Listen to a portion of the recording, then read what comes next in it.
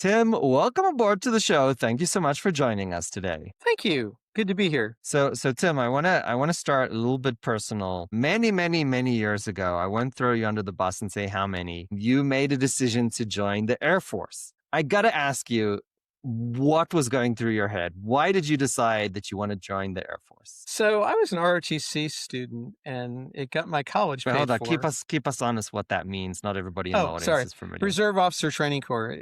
In those days, things have changed. They would give scholarships to schools and it was free tuition, books and lab fees, and then a stipend towards your room and board. And I didn't come from a very wealthy background. My parents were farmers and I wanted to go to a really good college and there was no way they were going to afford that. So this was an avenue for me to get college paid for. And then you owed them 4 years. And I used to tell, I taught at the Air Force Academy as my bio says, I used to tell my cadets, my story is not an inspiring one Hmm. because I never intended to make the Air Force a career. It was a way to, again, get college paid for my 4 years and go out and do what I wanted to do.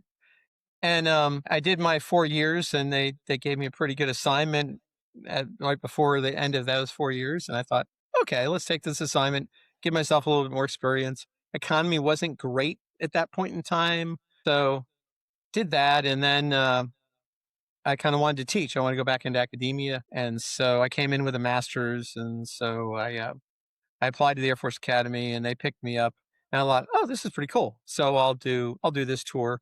And then they sent me off for a PhD and I came back and I owed them 5 years. And so one morning I woke up and it's like, oh, I've got like 13 years in. I might as well stay till 20 at this point. So it wasn't inspiring. I will say that I didn't enjoy every minute of it, but it was certainly enjoyable, a lot of it.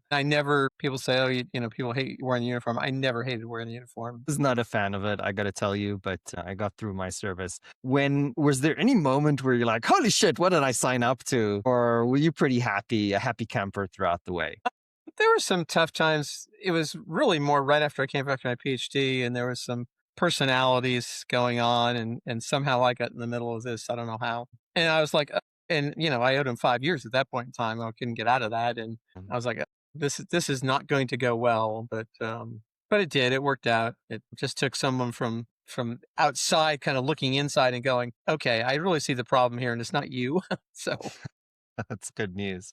Was there any kind of what would you say, if any, were the big takeaways that you learned from the time in the Air Force that maybe came to bear once you left or kind of taught you something about life? It's kind of odd. It's not again this great epiphany, but I went to this school called Squadron Officers School in residence, and most young officers do that.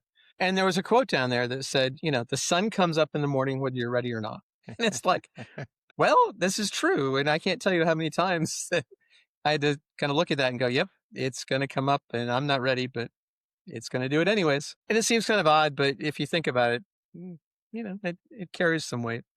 Outside of that, I mean, big takeaways, just things of, showing up and showing up on time. And I think actually when I was a young officer, I was in Cheyenne Mountain, which is in Colorado, headquarters NORAD. And I was working with this young lady. She was actually worked for me. She had been prior enlisted. In other words, she had been enlisted corps. She went and got her degree and became an officer, commissioned officer. And it was the day after Mother's Day. I remember it vividly. And I walk into the office and she looks very concerned, and someone else, they're talking. I said, what's going on?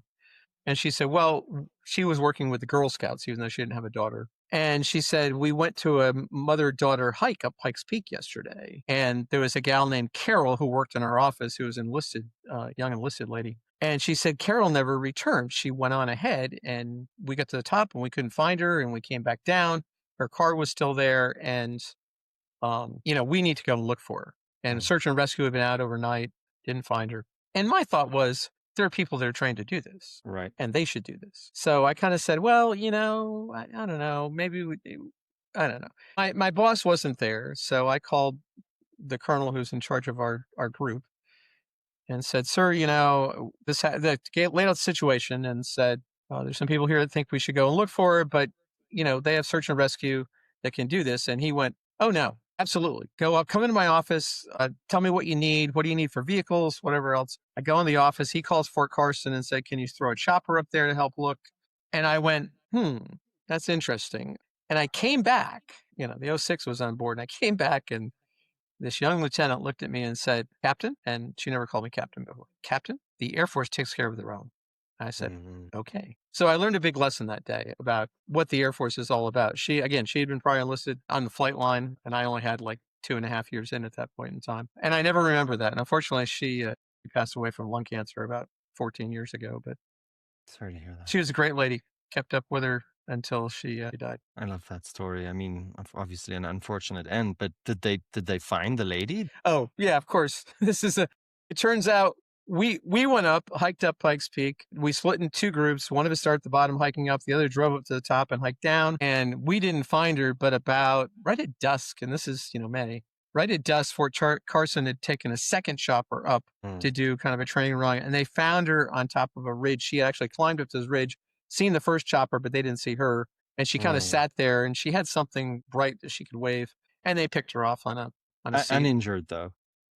Uninjured, absolutely. She just above tree line. She got off on the wrong trail, got off on the back side of Pikes Peak, Got so the lost. front side, Yeah. and then realized she didn't know where she was and kind of just sat. And so it all worked out. It was all good. And you did something, at least in my opinion, incredibly interesting. We're gonna have to break it down for the audience. What does simulation mean? Why do we need simulation? What does that even look like on the ground? Oh gosh, you don't have enough time for that question. The Cliff Note version is simulation allows us to do things that are not in the real world so that we can avoid lots of things. And I'll give you the big examples. So suppose I want to figure out if there's a nuclear bomb detonated in Washington, D.C., how far does the radiation fallout go? And I can put wind effects or whatever else with it.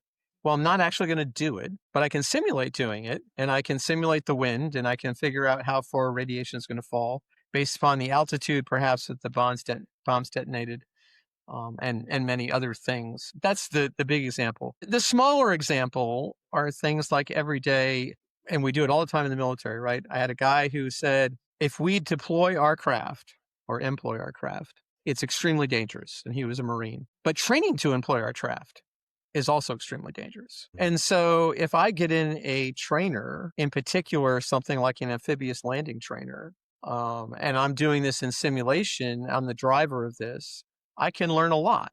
And I've actually been in the latest trainer that they're developing. This guy said, "Hey, take it for a spin." I said, "Well, I've never done this before." Because that's okay. We'll help you. I just want to see how you do. And it's an interesting phenomenon. If you're coming off land into the water, at some point in time, you're going to stop power to wheels and you're going to put power on propellers. And that's a kind of a tricky thing in the surf. So we do this in simulation because we don't tip vehicles over, we don't ruin vehicles, we don't, put lives in danger. So simulation has a lot of different aspects to it. But those are some, I mean, driver simulators are the same as well. We put people in driver simulators so they don't roll vehicles and crash into things. So let's say 20, 30 years ago, these things looked like a pretty simple computer game. They've made huge strides since. What do the advanced simulators look like today? Does it include augmented reality, or what are we looking at? How and what are the value that these trainees get from it?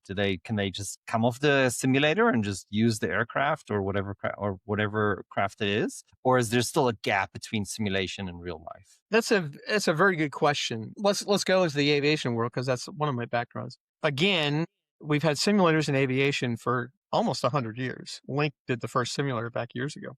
Look completely different than it does today. But simulators in the Air Force are used for emergency procedures, right? If you're coming on final landing and an engine flames out, a friend of mine who was a pilot said, if I do that in an A-10, it's probably the last time I will do it and the trainee. So we do it in simulators just to give an idea. We do stalls in simulators and so forth. However, nowadays, they're called 6 degrees of freedom. So you're sitting in essentially a cab that's on hydraulic, I don't want to say jacks for lack of a better word, and it will roll that thing any which way, not completely over, although I don't think there's any that roll completely over, to give you that feel and give you the same G feel and everything else, as well as you're immersed in a screens, so you feel like you're in that environment.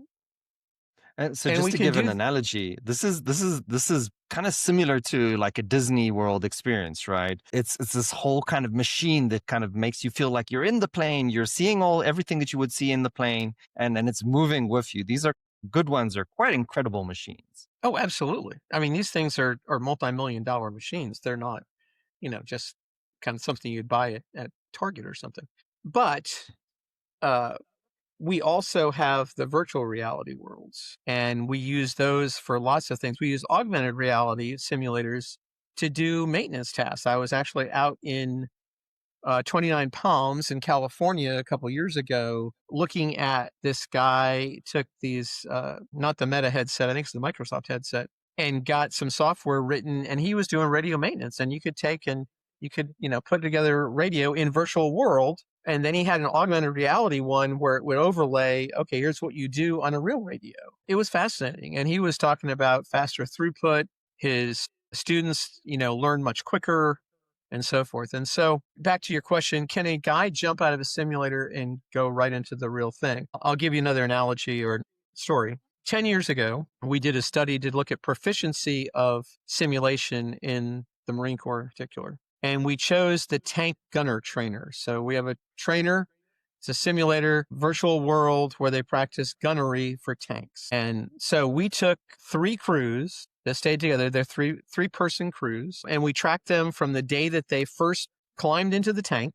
So never been in one before. They climb in, they get used to adjusting the seat. I mean, simple stuff. And then they have tables that they fire. So you're doing, a 2,500 meter target, or you're doing a 100-meter target with the machine gun or whatever. And we tracked them all the way through their training. And the last thing they do in their training is a thing called gate to live fire. So understand now, they've been in a live tank, but they've not fired a live tank until they pass gate to live fire. So they pass gate to live fire, and then they go in the real tank and go out in the range and do the exact same tables. And we showed that training tracked. So the ones that did better in the simulator did better on the range. The ones that did worse in the simulator did worse on the range. Now, did their score match on the range? No, it came down a little bit. And part of it is the familiarity with the simulator and, you learn the game, right? But they still passed, and they still were within certainly acceptable limits. So when we say, yeah, can you come to the simulator and go right into the real thing? You can. I don't know if you can do it flying an F-13. Certain things you certainly can. I think maybe an undervalued point is we kind of think of a simulator as, getting value and understanding a specific tool for one person on one tool. But there's also a collaborative aspect of being able to learn how to work together through simulation. Is that something that you've been exposed to, kind of teamwork through different simulations? I know this is kind of new. Well, yeah, so it depends. We do teamwork in the same simulator. So you simulate a cab of a Humvee or something, and it's called Combat Convoy Simulator. But so I was just at a conference last week called ITSIG, Industry Inter-Service Training Simulation Education Conference. Is that right? Something like that. And we just call it ITSIG. We've done that for years. 1,000-ish people typically. It was a little down this year because the government shut down, but I think we had 44 countries, and it's all about simulations. So I talked with a company. They've got virtual reality headsets to do like house clearing. So you got a squad of 4 or 5 people that go in and clear a building. They're all linked together. So they see what room they're in, but they're in communication with others. And so when someone else comes into their room they're in, they pop into their virtual world. It's all headset based. So you can do it in a gymnasium. You don't need the fancy shoot houses that we have. And you can do it with building, like partition walls if you want, but you don't even need the walls there. They map everything out and they do a digital twin and they can train in that.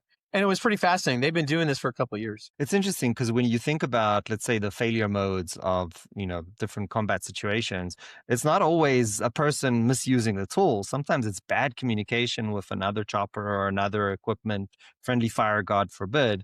And just practicing that communication with other teams, incredibly valuable thing in itself, which is quite interesting. The Air Force has gone now to very early in pilot training using Microsoft Flight Sim. And they use it essentially for communication with the tower. I got really lucky. I got to see the simulation for the California Fire Department. They have like 6 or 7 flight simulators there. Yeah, yeah. Pretty cool stuff. So we've been getting better and better, especially with AR coming on board with simulation. But we've had this huge hike coming from artificial intelligence, right? What we could do 10 years ago and what we could do today is just hugely, hugely different. How is that changing the military simulation training across the board? What do you see coming in the future? I see a couple of things actually. So AI can help us evaluate and consolidate inputs because it can process that much faster than we can as a human. So that's one thing that it will do for the battlefield, and somehow AI inputs will be extremely valuable. But in the training side, which is where I live mostly these days, there's this thing called adaptive training. And so I wrote a couple of papers on it. But the idea that people don't train at the same speed, they come in with different backgrounds. And the example I'll use, because most people can put their head around it real easy, is a driver trainer. So we have certain vehicles in the military, particularly our big 7-ton trucks that are up armored. So they may be 20-ton with all the armor we've got on these things. They don't drive like your little Honda Civic does, or other car, and they take longer to stop and so forth. And I won't go into the history of some of the accidents we've had with people with them. But so we have a driver's trainer course for these. And some kids nowadays are urban and they don't even have a driver's license. So they come in totally never having driven anywhere. And so we use these simulators to get them adapted and so forth, and come up to speed. But the kids that come in urban, who've never seen anything, bounce it off the kid that comes out of Kansas, Nebraska, or whatever, the farm kid who's been driving trucks like this since he was 14. And he can go in and go, okay, yeah, it's heavier than what I'm used to, but I can get used to that pretty quickly. Why should he go through the same program of instruction that the person that's never driven before? So the idea that we use AI to consolidate inputs, and this person, of course, you got to track it by individual. It knows, it's pretty much mastered this skill and this skill and that skill, but they're still having problems with this. And so it automatically on the fly redoes scenarios to say, oh, I'll give it more. Maybe it's backing up left. Maybe it's driving on ice. Maybe it's, whatever. I'll give it more in the scenarios of that and less of what they're mastered. Still go back to what they've mastered because you don't want to lose that skill. But the idea being is that maybe we can get someone through a training that's normally 6 months. Maybe we can get them through in 3. Whereas maybe the person that came in with no skills or no experience, maybe he really needs 7 months. So this is a game changer. It also will require us to rethink our whole program of instruction in training for certain things. But it's no different, I guess, than in our marksmanship. I'm starting to look at marksmanship, where we have some people who can shoot really, really well, and others that need more help, and we need to give them more time and more help. So it seems like almost a no-brainer, right? In training, you're already creating almost a custom-made training for the person. But the other side, where I think that's what you were alluding to when you started, is making decisions in combat. Where is and we hear rumors about this happening all over the world, but what does the military feel about using something in combat which could have very real impacts, which you don't really understand how the decision was made? Are human beings coming to a sense of comfort with, yes, a machine can make a decision for me, or is that still kind of taboo? Depends what the decision is. So the United States, and I'm assuming all our allies, I don't know for a fact, but I would assume this, that AI will never make an automated kill decision. There's always will be a human in a loop, which there should be. I don't think we'll ever get to the point where I will never get to the point where I'm trusted with the AI to make that kind of decision. And I started with AI. I was doing AI back in the mid 90s in my PhD. So a long, long time ago, we just didn't have the computing power to do what we do today. But the techniques are roughly the same. I mean, they're not different.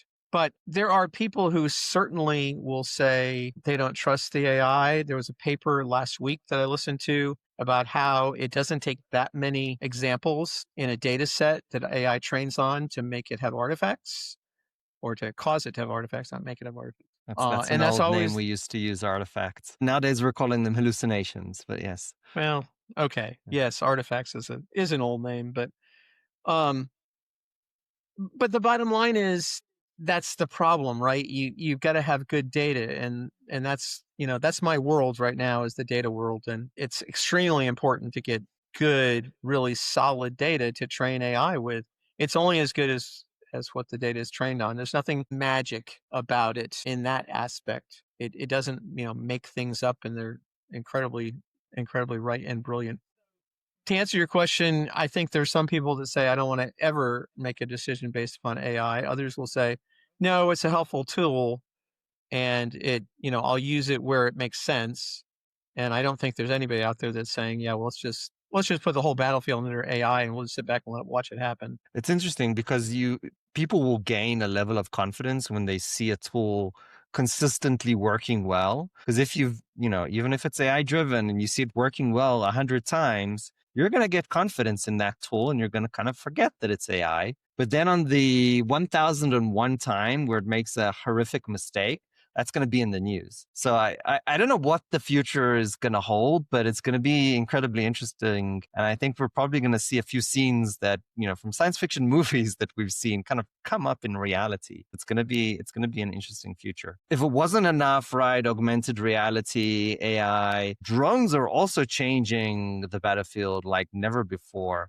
What are a few examples of that? I mean, Einstein, I think it was Einstein, keep me honest here, said that, World War II, I don't know how we're going to fight that, or World War III, but World War IV is going to be sticks and stones. What's World War III going to look like before we get to the sticks and stones? It's a scary thought, I think. So yeah, let's talk about drones. I've been actually getting into this the last 6-8 months for different reasons. I did an interview on drones, in particular the tethered drones that are happening over in Ukraine, Russia. So for people that might not know, they're running drones on a fiber optic tether, so a very, very like fish line thin line out to like 10,000 kilometers. So that's a long ways from the controlling area. And the issue, of course, is that there's no electronic warfare that you can do against a tethered drone. You can send 4K video back over fiber pretty easy, and you can put power over fiber. So they can loiter over the battlefield for 8-10 hours. And once they get above you, it's kind of hard to get rid of them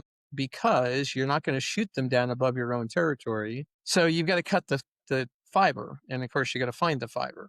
Now there are drawbacks to those. You can't cross them, and things get confused, and you can't put them in tight spaces and so forth. But that's been a game changer, certainly for reconnaissance. However, I don't want to say it's lately, but it's been maybe 6-8 months, last 6-8 months. We're finding drones used as guided weapons. So you'll see all sorts of videos out on YouTube where they take a drone, they smash it into a building, blow up a building. They can do them against armored vehicles. I don't know exactly. I'm sure it's classified how much armor they can go through. But here's the problem. The problem is they fly at like 400 miles an hour, and they can turn on a dime. And the people that are really good at flying them can like send these things through obstacle courses, and they can stop on a dime. And so how do you get rid of them? How do you shoot them down? What do you do? Right now we're using shotguns and other things that seem a little bit primitive in some ways. So if you're a hunter, you're a bird hunter, there's no bird out there that flies at 400 miles an hour. And for any hunter will tell you that like shooting quail or some small bird that flies really fast is really tough with a shotgun. I did see a thing from the UK where they're using lasers, and it's got an automated guided laser on it to shoot these things down. And that seems to be promising as far as a counter, we call it, UAS option. But that's a scary thought because those are hard to defend against. Anything that's hard to defend against is scary. So we'll see what happens with that. But they're certainly doing lots of stuff in real time right now. And the real problem is this whole thing with drones is going really quick. Like 2 weeks, they say technology. I was talking to somebody last week. Oh, every 6 months, your technology becomes outdated. Yeah, drones is like 2 weeks. And you got to keep up, and it's hard. So. Yeah, there's obviously huge forces driving that innovation and a lot of money driving that innovation right now. Well, and here's the other thing. They're cheap. I want to say the Ukraine is using Chinese parts and unskilled labor, and they're putting these things together for about $350 to $500 US a piece. I think in the US, they're a little bit more expensive than that. But, my gosh, when we're talking $80 million for an F-35 airplane or whatever that cost is, you can buy a lot of these things for $80 million. Yeah.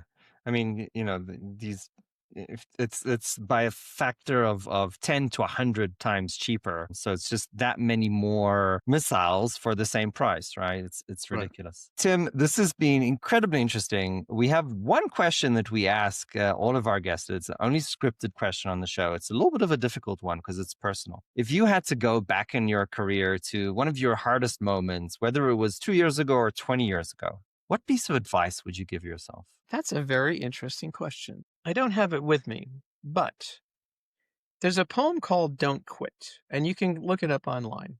And so I talked about the gal that told me, Captain, the military takes care of their own, and it was very impactful for me.